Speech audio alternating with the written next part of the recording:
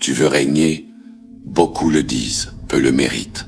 Parce que régner sur les autres est un rêve d'orgueil. Mais régner sur soi-même est un acte de guerre. Chaque matin, tu affrontes un ennemi invisible. Il habite dans ton esprit. Il murmure quand tu doutes. Il te pousse à parler trop vite, à vouloir plaire, à céder à la colère. Cet ennemi s'appelle toi-même. Machiavel disait « Celui qui ne se gouverne pas sera gouverné par les autres ». Tant que tu ne maîtrises pas tes émotions, quelqu'un d'autre les utilisera contre toi. Alors aujourd'hui, oublie le monde extérieur, ferme-le, regarde à l'intérieur, car la première conquête d'un roi n'est pas un royaume, c'est sa propre âme. Si tu restes jusqu'à la fin de cette leçon, tu comprendras pourquoi la plupart des hommes échouent à diriger leur vie, et comment, toi, tu peux commencer à bâtir ton trône intérieur. L'homme croit combattre les autres, mais la seule bataille qui compte, c'est celle qu'il mène contre son agitation. Sun Tzu écrivait « Celui qui se connaît lui-même et connaît son ennemi remportera sans victoire ». Toi, tu connais tes ennemis extérieurs, mais ignores tes propres mécanismes. Tes émotions dictent tes réactions. La peur te paralyse, la colère te trahit, le désir te rend esclave. Observe-toi. Chaque fois que tu réagis sans réfléchir, c'est ton esprit qui abdique. Tu deviens sujet, pas souverain. Le monde moderne te bombarde de stimulations, notifications, opinions, jugements. Chacun de ces stimuli est une attaque subtile contre ton attention. Le premier acte du pouvoir, c'est donc la discipline du silence. Apprends à ne rien répondre. Chaque silence conscient forge ton trône. Chaque réaction impulsive détruit une pierre de ton royaume. Regarde ceux qui dominent les foules. Ils parlent peu. Ils écoutent beaucoup. Ils savent que la maîtrise du rythme, du tempo, est la clé de toute domination. Celui qui contrôle le tempo contrôle la perception, et celui qui contrôle la perception règne. Regarde le monde autour de toi. Tout le monde veut être fort, mais personne ne veut se battre contre lui-même.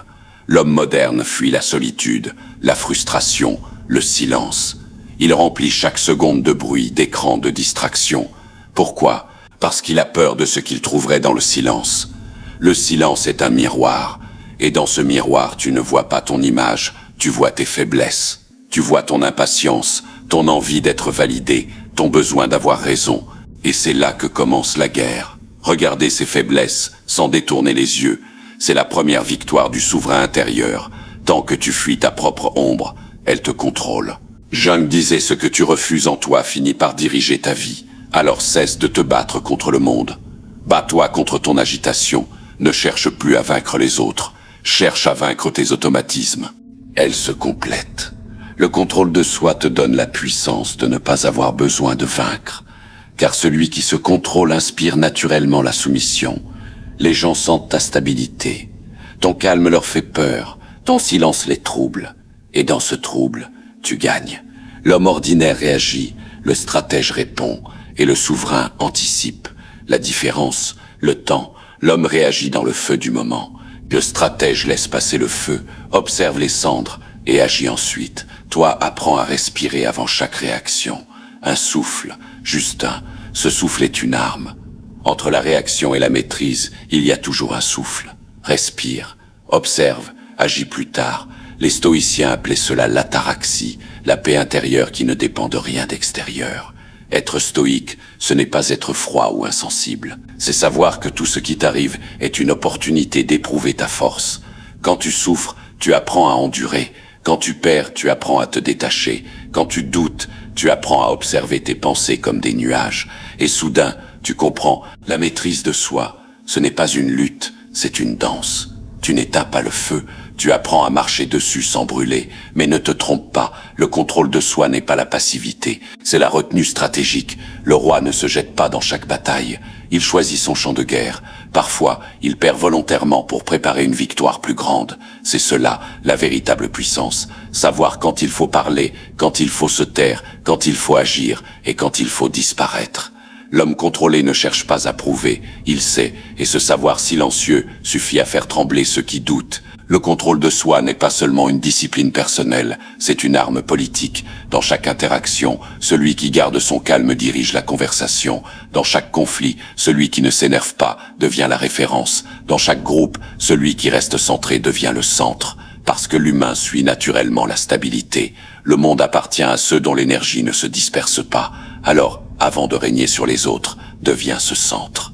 La tempête peut rugir, le feu peut brûler, le chaos peut hurler. Toi, reste immobile. C'est ainsi qu'un homme devient une montagne, et les montagnes ne s'inclinent devant personne. L'ego est le plus grand imposteur de ton royaume intérieur. Il porte ta voix, il t'imite, mais en vérité, il te ment. L'ego veut que tu sois vu, entendu, admiré. Il veut qu'on te remarque, qu'on te respecte, qu'on te craigne, et à chaque fois que tu cherches à briller, tu lui offres ton pouvoir. L'ego n'est pas ton ennemi direct, il est ton serviteur rebelle. Tu dois le dresser, pas le détruire, parce que sans ego, tu n'as pas d'ambition. Mais avec trop d'ego, tu deviens esclave de ta propre image. Le stratège intelligent ne cherche pas à plaire, il cherche à comprendre. Il ne veut pas être admiré, il veut être efficace. L'ego veut impressionner maintenant. Le pouvoir attend son heure. La plupart des gens se battent pour des regards, des likes, des compliments. Ils pensent que leur valeur dépend de l'opinion des autres. Mais le regard de l'autre est une chaîne dorée. Elle brille, mais elle t'emprisonne. À chaque fois que tu cherches à être validé, tu cèdes une partie de ton pouvoir intérieur. Tu remets ton trône entre les mains du public. Et ce public change d'avis tous les jours. Regarde le monde. Ceux qui dominent les foules n'ont pas besoin de parler. Leur présence suffit, parce qu'ils ne cherchent pas à séduire, ils attirent. Et ce qu'ils attirent, c'est le respect. L'ego veut être admiré, le roi veut être compris. Le désir, lui, est plus subtil. C'est une flamme. Elle est claire, mais elle brûle. Le désir te pousse à vouloir plus d'amour, plus d'attention, plus de contrôle. Mais dans le royaume intérieur, plus tu veux contrôler, plus tu perds la maîtrise. Car le vrai contrôle, c'est le détachement. Ne pas dépendre de ce que tu veux, même si tu le convoites. L'homme faible veut tout posséder. L'homme fort choisit ce qu'il mérite. Le roi n'a pas besoin de courir après le désir. Il attire ce qu'il incarne. Quand tu contrôles ton désir, tu changes ton énergie. Tu deviens rare. Et dans un monde où tout le monde s'expose, la rareté devient puissance. L'absence devient magnétisme. Ton silence devient charisme. Ton indifférence devient fascination. Les gens désirent ce qu'ils ne peuvent pas avoir. Alors ne sois jamais totalement accessible.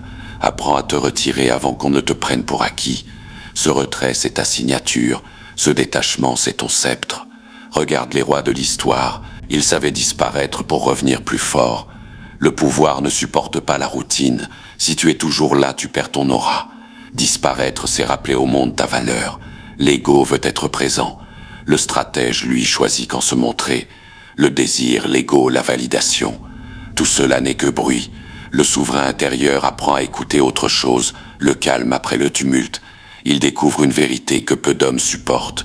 Quand tu n'as plus besoin d'être admiré, tu deviens admirable. Quand tu n'as plus besoin d'être désiré, tu deviens désirable. Et quand tu n'as plus besoin de dominer, tu règnes. Le vrai pouvoir ne crie jamais, il se fait sentir. Et c'est dans le silence du désir maîtrisé que naît l'aura du roi. Regarder le monde avec froideur n'est pas de la cruauté, c'est de la lucidité. La plupart des gens vivent dans la confusion. Ils confondent mouvement et progrès, bruit et importance, émotion et vérité. Le souverain intérieur, lui, comprend une chose, rien n'a de valeur sans direction. Regarde les grands maîtres de la stratégie. Sun Tzu disait « La suprême habileté consiste à vaincre sans combattre ». Machiavel, lui, écrivait « Le prince avisé doit apprendre à être à la fois lion et renard ». Ces deux vérités ne s'opposent pas. Elles décrivent le même état d'esprit, une force tranquille, cachée sous la patience. Le souverain intérieur n'agit pas tout de suite. Il observe, il se retire, il laisse les autres se dévoiler. Parce qu'il sait que la majorité des hommes se trahissent en parlant trop. Alors il écoute, et dans ce silence, il collecte des armes, des informations, des failles, des patterns. Puis au moment opportun, il agit avec précision, sans colère, sans peur, sans émotion. Et tout le monde croit qu'il l'a gagné sans effort. C'est ça, la véritable stratégie, faire croire au hasard ce qui a été préparé dans le silence. Le monde appartient à ceux qui savent attendre, pas à ceux qui veulent tout de suite. L'impatience est la maladie des esprits faibles. La patience est la vertu des rois. Regarde l'eau, elle semble soumise, douce, sans forme, mais laisse-la couler assez longtemps, et elle creuse la pierre. L'eau ne s'énerve pas, elle agit lentement, inlassablement, silencieusement. Le souverain intérieur est comme l'eau, Souple mais inarrêtable, il ne réagit pas à la provocation, il l'observe, puis la retourne. Quand un adversaire t'attaque, il te donne quelque chose, son énergie, sa faiblesse, sa colère. Ne la rejette pas, absorbe-la, transforme-la. L'art du pouvoir, c'est l'alchimie du contrôle. Tu prends la négativité et tu la transmutes en clairvoyance. Tu transformes la blessure en apprentissage, l'échec en stratégie, le refus en motivation. Le souverain intérieur transforme tout en avantage, parce qu'il sait que tout ce qu'il vit le renforce. Mais la clé absolue, c'est le rythme. La plupart vivent trop vite. Ils réagissent, décident, consomment, brûlent leur énergie. Toi, ralentis, décide à ton rythme, crée ton tempo. Quand tu imposes ton rythme à une conversation, à une relation, à un environnement, tu prends le pouvoir. C'est une loi invisible. Celui qui contrôle le rythme contrôle la situation. Le stratège ne court jamais, il fait courir les autres. Il attend que le monde s'essouffle, puis avance calmement. C'est ainsi qu'on gagne sans se fatiguer. Apprends à parler lentement, apprends à observer avant de répondre, apprends à ne jamais dire ce que tu penses vraiment. Et surtout, apprends à laisser le silence faire le travail à ta place. Parce que le silence dit plus que 1000 mots, et ceux qui ne supportent pas ton silence te révèlent leurs failles. Le souverain intérieur ne cherche pas à dominer par la force. Il domine par la gravité, par la cohérence entre ses pensées, ses gestes et son énergie. Il ne dit pas « je suis fort », il est fort. Il ne dit pas « je contrôle », il incarne le contrôle. Et dans ce monde saturé de bruit, cette cohérence devient magnétique. Les gens la sentent. Ils ne comprennent pas pourquoi, mais ils s'inclinent, parce qu'ils sentent que toi, tu ne joues pas le même jeu. Tu n'es plus dans la course, tu es dans le règne. Voilà le secret du souverain intérieur. Il ne conquiert pas les autres, il se conquiert lui-même, et le monde finit par suivre. Il y a des royaumes que tu ne peux pas conquérir par la guerre. Il y a des trônes que tu ne peux pas atteindre par la force. Le plus haut d'entre eux est celui que tu portes déjà en toi. Tu as passé ta vie à chercher à régner sur le monde, à vouloir convaincre, impressionner, dominer. Mais tout ce temps, tu as oublié le seul royaume qui t'appartient vraiment, ton esprit. Le trône intérieur. Ce trône n'a pas de pierre, ni d'or, ni de sceptre. Il a seulement une règle. Celui qui se maîtrise ne sera jamais maîtrisé. L'homme qui règne sur lui-même n'a plus peur du rejet, ni du jugement, ni de la solitude. Parce qu'il sait que tout ce qu'il perd à l'extérieur, il le retrouve à l'intérieur. Et tout ce qu'il contrôle à l'intérieur finit par s'imposer à l'extérieur. Le pouvoir que tu cherches ne se trouve pas dans les titres, les trophées, ni les regards. Il se trouve dans ta capacité à rester immobile pendant que tout s'effondre autour de toi. À garder ton calme quand les autres paniquent. À rester silencieux quand les autres hurlent. C'est là que commence la vraie souveraineté. Tu n'as pas besoin de déclarer ta puissance. Tu n'as pas besoin d'imposer ton autorité. Le monde ressent la force de celui qui se possède. Parce qu'il ne dépend de rien. Parce qu'il n'attend rien. Parce qu'il est. Rappelle-toi cette vérité. Les rois ne sont pas nés avec une couronne. Ils l'ont forgée dans la solitude, dans le doute, dans la douleur.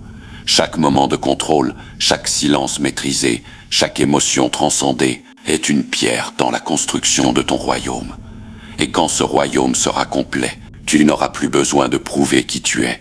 Tu ne diras plus « je veux régner », tu seras le règne. Parce que le vrai pouvoir ne se cherche pas, il s'incarne.